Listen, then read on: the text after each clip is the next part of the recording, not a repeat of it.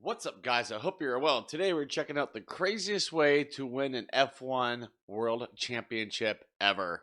Let's get into it, shall we? The craziest way anyone has ever won an F1 world title.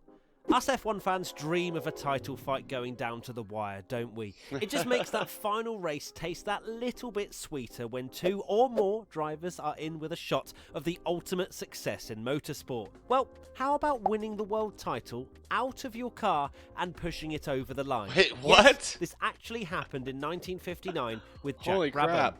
Jack Brabham was a unique F1 driver. While most would just race the car, he would help to design them as well. In Nice. 1959, he was part of the Cooper team, and throughout the year, he'd discuss designs with his friend Ron in Australia. They'd share ideas and complicated drawings by airmail, and then Brabham would give them to the team to build.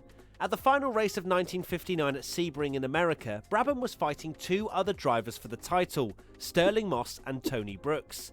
All three of them had won 2 races that season and were separated by 8 points. Wow. Brabham 31, Moss 25.5, and Brooks 23. They didn't really have massive points totals back then, as you can probably tell. Really, it was Brabham's to lose. Just finishing in front of Moss and Brooks would seal the deal. Moss needed to win with the fastest lap, which they awarded a point for then too, or finish second with Brabham behind, and Brooks would need to absolutely dominate. Moss was on pole in his customer Cooper, having qualified 3 seconds ahead of Brabham's works car. Third was Nice. supposed to be Brooks, which would have made it a top 3 in the standings on the front row. Yeah, they had 3 car front rows back then. But Brooks was Wow. moved down to 4th after a time by American Harry Schell was found. Schell had gone full Mario Kart, excuse the pun, and found a shortcut which meant he went fast enough for the front row. The time was allowed because no one could prove he'd cut the track. They didn't have onboards back then. Yeah. At the start, Moss and Brabham flew off into the distance with Moss leading. Brooks was rammed by his teammate and had to pit for 2-minute repairs.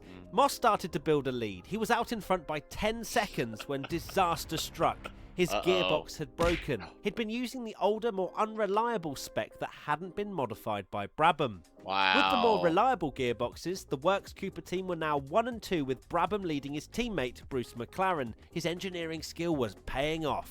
Brabham and McLaren led all the way, but were being closed in on at the end by commentator's nightmare, wait for it, Maurice Trintignant in another customer Cooper. I literally had to Google how to say Maurice's name. Probably still butchered it. They had the gap under control, but then, at the final corner of the race, Brabham's car started to slow. He had run out of fuel. Brabham was stopped at the bottom of the uphill main straight, 400 metres from the line. Oh, he was so man. close to the finish, he started to push the car. That's right, after a physically strenuous 350-kilometre race, he was Wow. pushing his car to the line. The rule stated that he had to cross the line without any assistance, so he pushed it by himself. He had no idea where the other cars were and where they'd finished. He just wanted to do as much as possible. Yep. It took him 5 minutes to shove his car to the line. He made it and collapsed. He was severely dehydrated, Oh, but he'd managed to get a jeez. result. He'd finished 4th. Brooks had passed him for 3rd, but not enough for him to beat Brabham. Wow. I mean, how on earth can someone finish 4th after 5 minutes of pushing their car is beyond me. But hey, F1 in the 50s for you. Yep. He hadn't done it all that smoothly, but Jack Brabham was now an F1 world champion, the Nice. first Australian to win it, and he did it by pushing his car over the line. Unreal. Well, sort of. A rule existed at the time that meant only the 5 best results across a season actually counted to their final points total.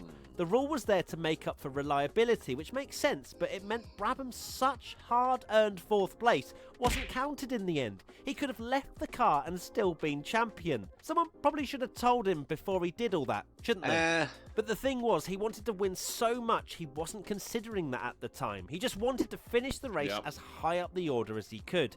To be willing to do that, you've got to say he was a champion in the making. Jack went on to win the title again in 1960 and then a 3rd time in 1966 when he did it in his own Brabham team. Hell He's yeah. the only driver to win the championship in a car he built. There you have it, how Jack Brabham pushed his car over the line to win the championship but could have just left his car where it broke down and got a nice cool lemonade. That is insane. I can't believe I've never heard anything like that before. That's badass. That's awesome. Good for him, man. Good for him. I'm happy he was able to finish it by pushing your own car across the line. Hey, it counts. He didn't have any assistance. He did it himself. With that being said, I want to thank you all for watching. Stay safe and don't forget to wash your hands. Bye.